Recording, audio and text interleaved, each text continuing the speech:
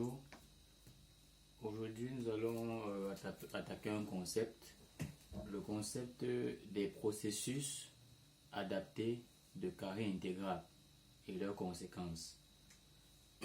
Donc, lorsque nous avons un processus stochastique supposé être adapté, bien sûr, lorsqu'on dit adapté, c'est adapté par rapport à une filtration.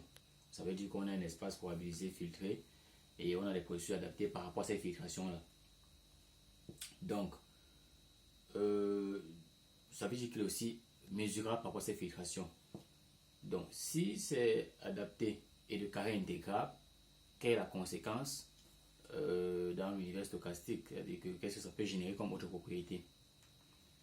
Donc, notamment, pour parler des processus adaptés de carré intégral, on va penser à un espace, l'espace L2, l'espace de Hilbert L2, dont le carré de la norme est fini. Donc, d'où est-ce qu'on part pour avoir la construction ou alors pour avoir la notion de carré intégral? On va rentrer d'abord avec des propriétés algébriques. Sans toutefois trop entrer en profondeur, on va essayer de donner quelques propriétés, quelques définitions rapides pour nous permettre d'aboutir à ce qu'on veut. Ce qu'on veut, c'est savoir quelle est la conséquence, quelles sont les conséquences, si on peut dire comme ça, des processus adaptés de carré intégral par rapport aux autres propriétés en stochastique. Donc, pour construire l'espace que je vais appeler espace, l'espace H2, n'est-ce pas? Non, je préfère l'écrire. On va l'écrire comme ceci, l'espace H2 A, c'est-à-dire l'espace des processus adaptés par rapport à une filtration et de carré intégral. Nous aurons besoin d'abord d'utiliser les propriétés algébriques qui nous amènent à parler d'une notion de produit intérieur. Le produit intérieur ici, cité n'est pas celui de la géométrie différentielle. C'est pas ce produit intérieur, c'est-à-dire avec les formes différentielles sur des variétés orientables ou pas. Non, c'est pas ce produit intérieur. C'est ce produit intérieur qui, je vais dire, se confond avec le produit scalaire.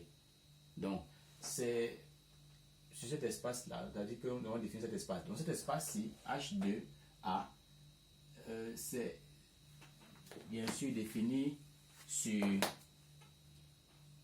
0T croix oméga, c'est l'espace des fonctions L2 sur oméga et tel que X soit simplement adapté. Donc adapté, c'est bien sûr adapté à la filtration, on l'a déjà dit. On l'a déjà dit adapté à la filtration. Oméga ici, sans nuire à la généralité, provient bien sûr de l'espace oméga F, Ft, FTP. Oméga c'est le niveau de probabilité, F la sigma algèbre tout entière, Ft c'est la filtration ici, 0T l'intervalle, c'est l'espace des indices, et P c'est la probabilité. On va supposer ici là que L2 c'est-à-dire que L2 n'est que représenté par rapport à l'espace oméga, pas besoin de mettre des 0T dessus.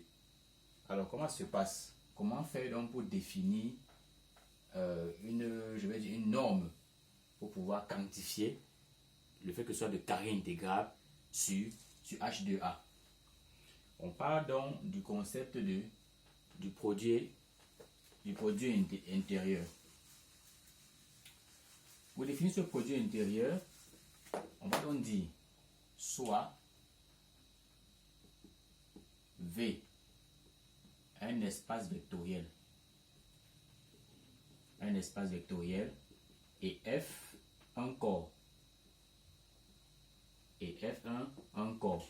Ce corps-ci, ce corps F, dans ce cas-ci là, il est isomorphe à C. On va supposer être isomorphe à C. Isomorphe à C veut dire que il existe en fait un isomorphisme n'est-ce pas, entre ce corps et C. Donc on va dire que ce corps c'est isomorphe à C, c'est l'ensemble d'un nombre complexe. Pourquoi? Parce qu'on a déjà l'idée des propriétés hermitiennes ici. Donc on va supposer qu'il existe un isomorphisme, ou alors une application, ou alors un endomorphisme subjectif entre F et C, tout simplement.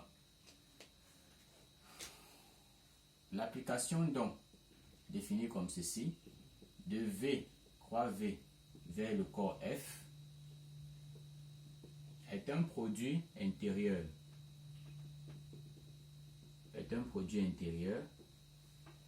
Si seulement si les propriétés suivantes sont vérifiées. Petit a, la linéarité.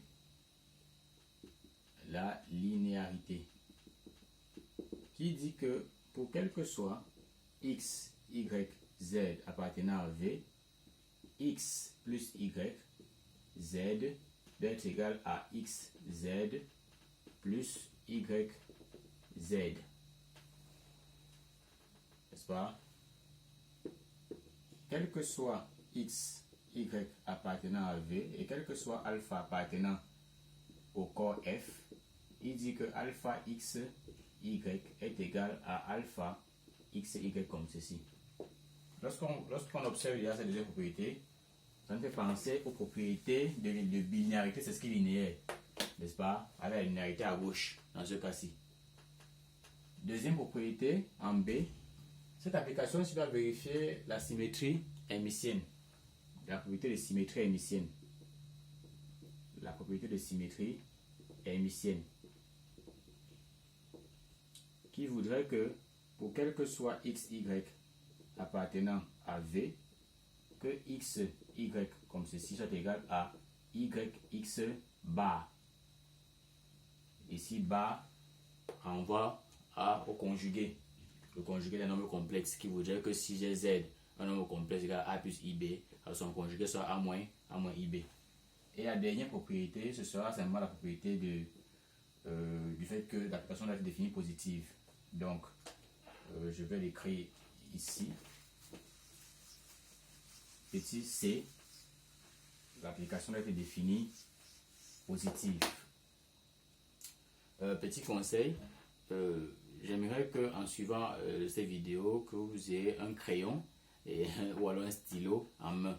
Parce que pour aboutir souvent à des propriétés ou alors des résultats, je peux, n'est-ce pas, si besoin se pose, toucher des notions liées à n'importe quelle partie de la mathématique, allant de l'analyse à la géométrie, en passant même par l'algèbre. Vous voyez, ça c'est de l'algèbre. Donc, vous pouvez noter ces propriétés quelque part qui vous aideront bien sûr un jour ou l'autre. Donc, en C, on a simplement la propriété de, c'est-à-dire qui dit que l'application est définie positive. Donc, cette application est définie positive.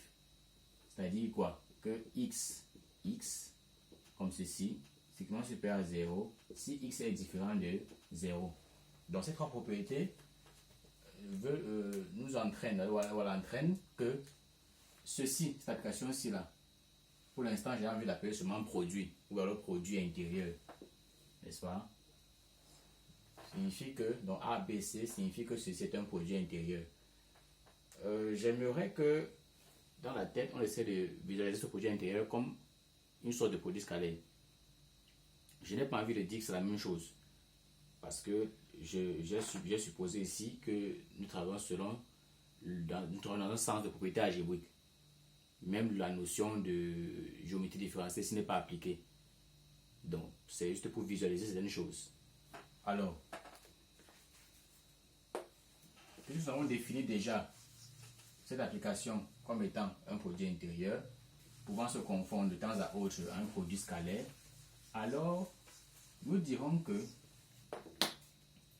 l'écriture du départ, c'est-à-dire H2A, H2A, n'est-ce pas,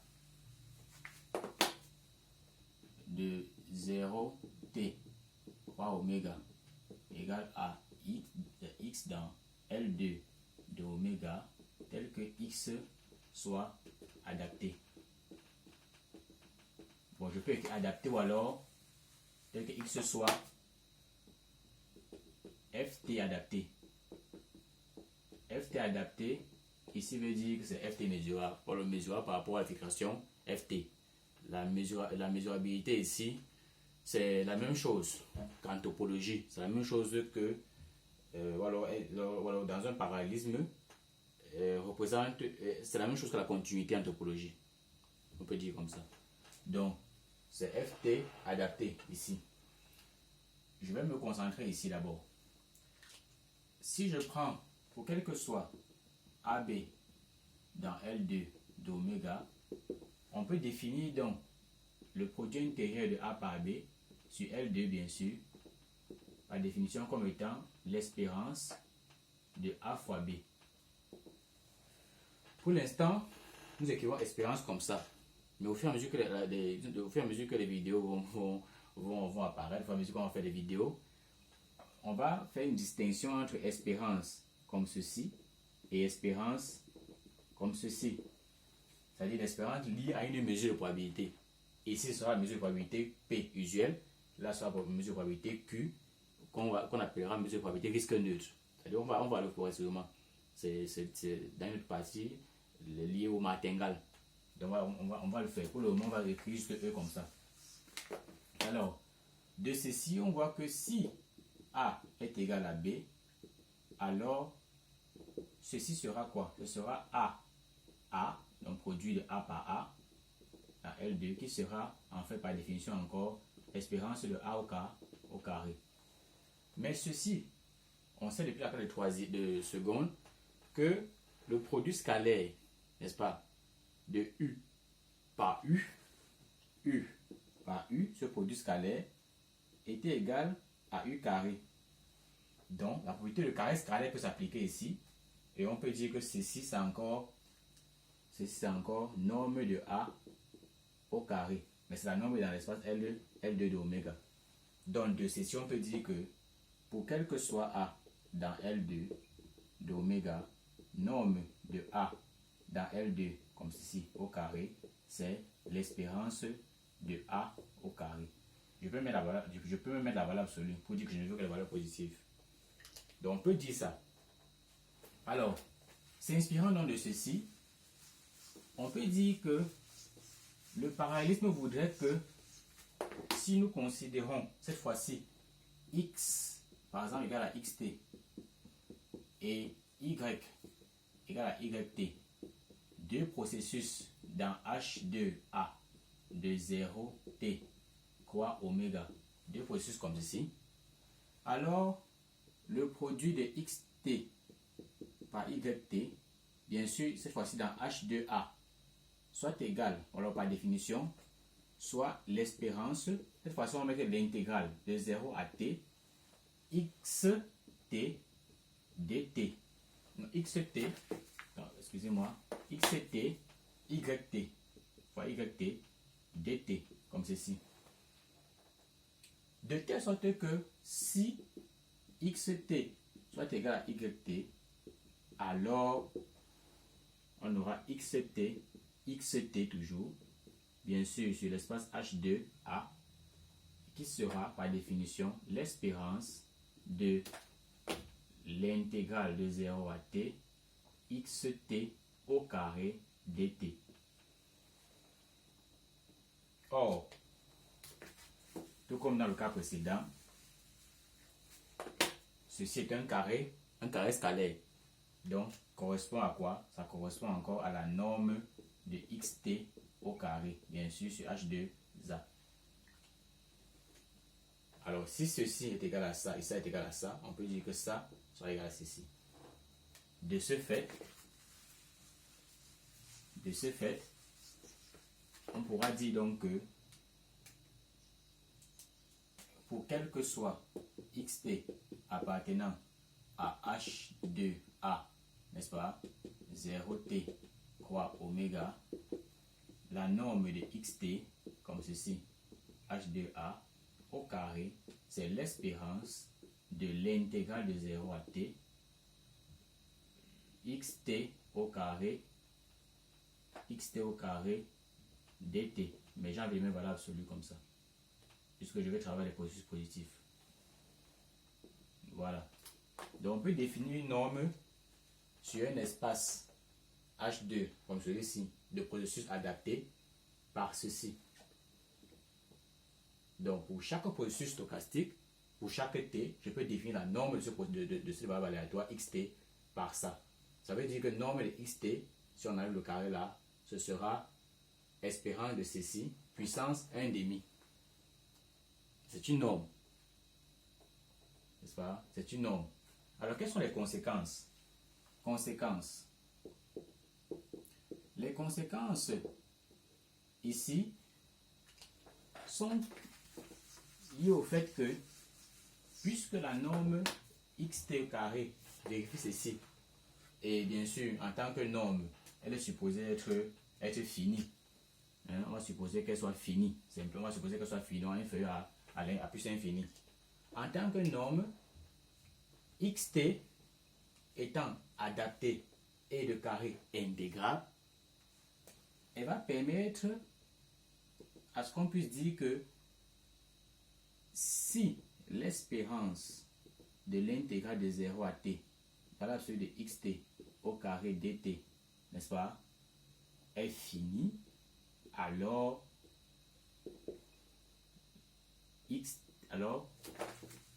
espérance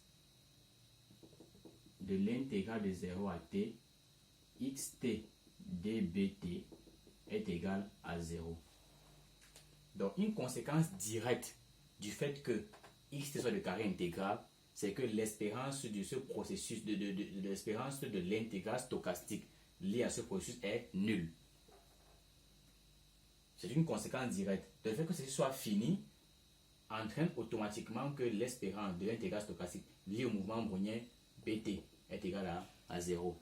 La deuxième conséquence est plus grande. Elle est liée à ce qu'on va appeler l'isométrie d'Ito. L'isométrie d'Ito, qui voudrait que, n'est-ce pas, l'espérance de l'intégrale de 0 à t, xt dbt, le tout au carré, comme ceci, soit égal à l'espérance de l'intégrale de 0 à t, valeur absolue de xt au carré dt. On peut m'enlever la valeur absolue ici, ça ne dérange pas, mais c'est la même chose. Donc voilà l'isométrie du taux. Donc on peut dire qu'on peut s'inspirer de ceci pour avoir ça, parce que c'est une conséquence. C'est une conséquence. Donc voilà comme ça un espace, l'espace des processus admissibles, l'espace des processus adaptés de carré intégrable qui sert à avoir des conséquences très fortes. Je rappelle qu'il ne s'agit pas de démontrer l'isométrie du taux, mais de voir en fait quel est l'impact des processus adaptés par rapport à une filtration de carré intégrable sur des notions de stochastique. Voilà. Donc on a comme ça là deux conséquences directes. Et avant d'arriver ici, nous avons écrit beaucoup de choses très très importantes. Déjà, ceci à noter et vous pouvez même, comment dire, vous pouvez même bûcher ce résultat, si on peut dire comme ça. C'est comme ça qu'on définit la norme d'un produit stochastique, la norme des produits de variables aléatoires en stochastique. C'est par l'espérance de ceci. Et je rappelle que ceci est toujours lié à la mesure de probabilité P, même si ici je ne l'ai pas dit. Pour le moment, on ne va pas encore écrire ça. Mais avec le temps, puisqu'on va avec le temps utiliser les martingales, nous verrons qu'il y a une différence entre espérance liée à P et espérance liée à notre mesure Q, qui peut être ou pas équivalente à la mesure de probabilité usuelle P. Voilà.